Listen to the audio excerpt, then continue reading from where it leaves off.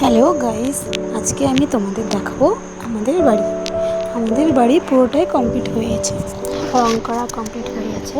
তো সবার প্রথমে তোমাদের আমি দেখাবো আমার রুমটা, যে রুমটাতে আমি থাকি। অবশ্য আমার রুমটা আগেই রং কমপ্লিট করা ছিল, তবুও তোমাদের আর একবার দেখিয়ে দিচ্ছি রুমটা কেমন লাগছে। সবাই কমেন্ট করে জানাবেন।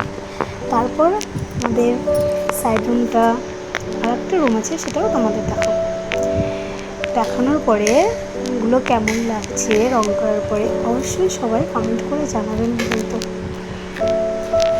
দেখুন, প্রথমে দেখাবো আমাদের আর একটা রুমটা কেমন লাগছে বলবেন।